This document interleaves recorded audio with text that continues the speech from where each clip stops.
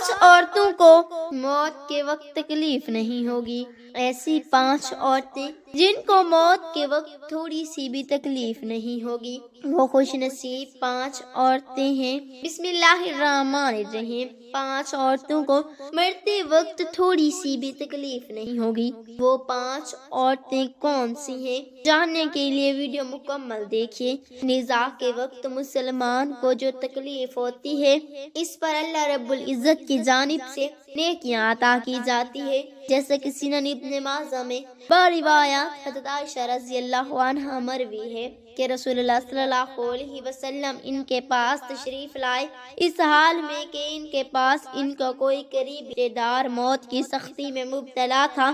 رسول اکرم صلی اللہ علیہ وسلم نے مشاہدہ فرما کر حضرت عائشہ رضی اللہ عنہا سے فرمایا، اپنے رشتہ دار پر غمگین نہ ہو، اس لیے کہ اس کی یہ نیکیاں ہیں۔ نیز عائشہ رضی اللہ عنہا سے ہی اس مضمون کی روایت ہے کہ جب سے رسول اللہ صلی اللہ علیہ وسلم کی وفات کی تکلیف میں نے دیکھی، اب میں کسی مسلمان میت کی حالت نزاع کی تکلیف کو کے حق میں برا نہیں سمجھتی۔ پس مذکورہ حدیث سے معلوم ہوتا ہے کہ نزاع کے وقت ہونے والی سختی مرنے والے کے بدعمالیوں کا ہرگز نتیجہ نہیں ہوتی۔ مسلمان کے حق میں اس پر اجر و ثواب اور گناہ معافی کی امید رکھنی چاہیے۔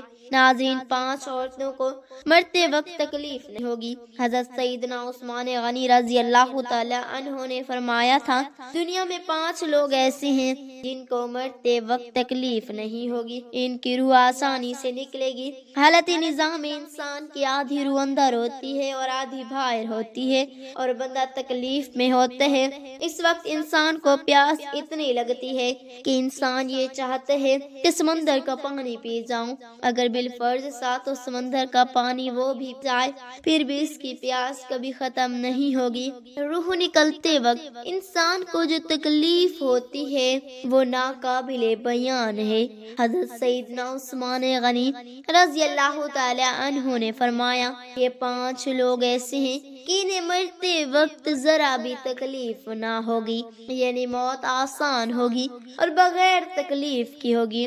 پوچھا گیا کہ جناب وہ کون سے 5 لوگ ہیں جنہیں موت کی سختی میں بھی نرمی میسر ہوگی؟ تو فرمانے لگے کہ سب سے پہلا شخص وہ جو اپنے ماں باپ کی موت کے بعد، یعنی ماں باپ کے مرنے کے بعد وراثت کا حصہ اپنی بہنوں کو پہنچانے میں جلدی کرتا ہے، یعنی وراثت کا حصہ اپنی بہنوں کو جلد اور بر وقت پہنچاتا ہے۔ ایسا نہ ہو کہ بہن کے بچے بھوک سے بلکتے رہیں اور تم بہن کے حق پر قبضہ کیے بیٹھے رہو، اور بہن اس انتظار میں رہے کہ میرا بھائی کب مجھے میرے ماں باپ کی وراثت میں سے حصہ دے گا۔ بہت بار یہ بھی دیکھنے میں آتا ہے کہ بہن کی شادی نہیں ہوئی، جبکہ والدین دنیا سے رخصت ہو گئے، تو بھائی نے کہا کہ کوئی بات نہیں، جب بہن کی شادی کروں گا تو اس کا حصہ اسے جہیز کی صورت میں دے دوں گا۔ یاد رہے کہ اسلام میں بہنوں کو جہیز دینا فرض نہیں، جبکہ ان کا وراثتی حق دینا فرض ہے۔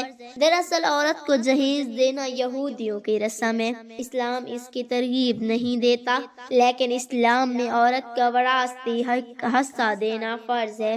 واضح رہے کہ والدین کے ترکہ میں جس طرح ان کی نورین اولاد کا حق و حصہ ہوتا ہے، اسی طرح بیٹیوں کا بھی اس میں شرعی حق و حصہ ہوتا ہے۔ والدین کے انتقال کے بعد اور ان کے ترکہ پر بیٹوں کا خود تنہا قبضہ کر لینا اور بہنوں کو ان کے شرعی حصے سے محروم کرنا ناجائز اور سخت گناہ ہے۔ بھائیوں پر لازم ہے کہ بہنوں کا ان کو حق و حصہ اس دنیا میں دے دے، ورنہ آخرت میں دینا پڑے گا، اور آخرت میں دینا آسان نہیں ہوگا۔ حدیث مبارکہ میں اس پر بڑی وعیدیں آئی ہیں۔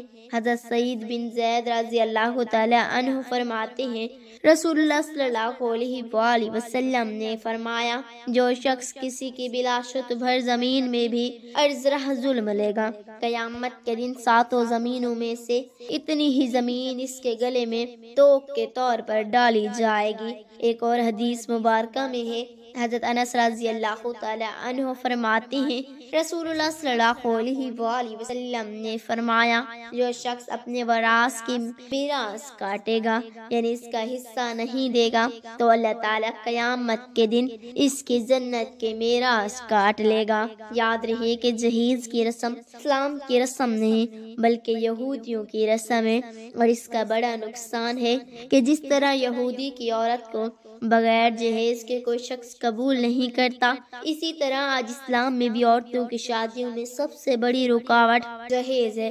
غریب آدمی کی بیٹی بیٹھی بیٹھی بوڑھی ہو گئی کہ جہیز کا کوئی بندوبست نہ ہو سکا۔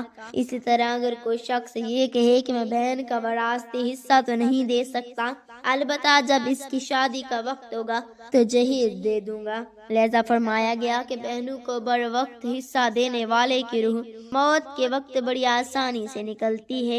ایک عورت کا بھائی جب فوت ہوا تو اس عورت نے بہت اصرار کیا کہ مجھے بھی قبرستان میں لے چلو، میں بھی اپنے بھائی کی قبر پہ جانا چاہتی ہوں۔ خیر اس کے اس اصرار کو قبول کیا گیا اور اسے قبرستان میں اس جگہ لے جایا گیا جہاں اس کے بھائی کی تدفین ہونے والے تھے۔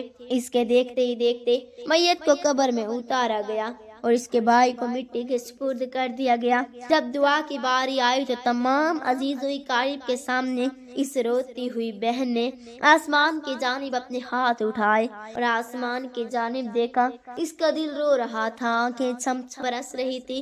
اس نے ایک ایسی دعا کی کہ لوگوں کے مردہ ضمیر کو جگا دیا۔ روتی ہوئی بہن نے آسمان کی جانب دیکھ کر فریاد کی کہ اے میرے مالک، اے انصاف کرنے والے، آج میرا بھی انصاف کر دے۔ رو رو کر کہنے لگی میرے مالک تو میرے اس ظالم بھائی کو اپنی رحمت سے دور رکھنا، اسے دور رکھنا جیسے اس نے میرے والدین کی وراثت سے مجھے دور رکھا ہے۔ میرے بچے بھوک سے بلکتے رہے لیکن اس ظالم کو میرے بچوں پر ذرا بھی ترس نہ آیا۔ میں اپنے بچوں کو حرام جانور کا گوشت کھلانے پر مجبور ہوئی۔ میرے بچوں نے بڑی غربت کی زندگی گزاری ہے، جبکہ میرے اس ظالم بھائی کو کبھی بھی حیا نہ آئی، کبھی بھی رحم نہ آیا کہ میں اپنی بہنوں کی وراثت کا جو ان کا حق ہے اسے ادا کروں۔ اے میرے مالک تو آج انصاف کر دے، اور جس طرح سے اس نے میری وراثت کے حق سے مجھے دور رکھا طرح تو اسے اپنی رحمت سے دور کر دے۔ تو ناظرین صرف ایک دو لمحے کے لیے دل پر ہاتھ رکھ کر یہ سوچو کہ جب تم اپنی بہنوں کو ان کی وراثت کا حق ادا نہیں کرو گے تو کیا تمہاری بہنیں تمہارے لیے مغفرت کی دعا کریں گی یا جہنم کی دعا کریں گی؟ بہنیں کے لیے ظالم بن کے مرو گے یا مظلوم بن کے؟ ناظرین بہن کا حق کھانا ایسا ہے جیسے خنزیر کا گوشت کھانا۔ دوسرا وہ شخص جس کی روح مرتے وقت بڑی ہی آسانی سے نکلے گی، فرمایا کثرت سے صدقہ کرنے والا شخص، یعنی ایسا شخص جو اللہ اور رسول صلی اللہ علیہ وآلہ وسلم کے رضا کے لیے اپنی مالی دولت میں سے یوں صدقہ کرتا ہے کہ وہ اپنے ایک ہاتھ سے کسی کو دیتا ہے تو دوسرے ہاتھ کو پتہ بھی نہ چلے، یعنی دوسرا انسان وہ ہے جو کثرت سے صدقہ کرے تو اس کی موت کے وقت اس کی روح آسانی سے نکلے گی اور جان کنی کا عمل اس کے لیے تکلیف دہ نہیں ہوگا۔ نمبر 3 ایسا انسان جو اپنی فیملی سے اچھا سلوک کرنے والا ہے، یعنی اپنے ماں باپ، بیوی، بچوں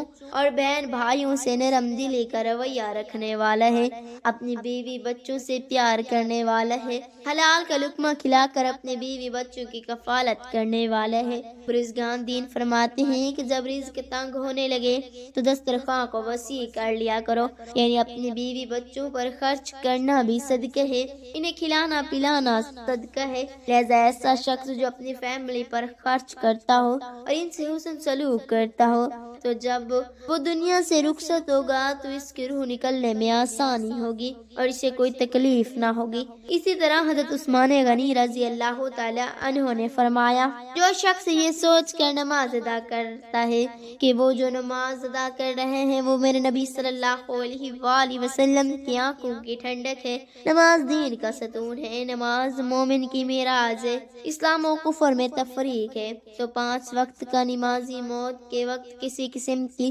سختی میں مبتلا نہ ہوگا۔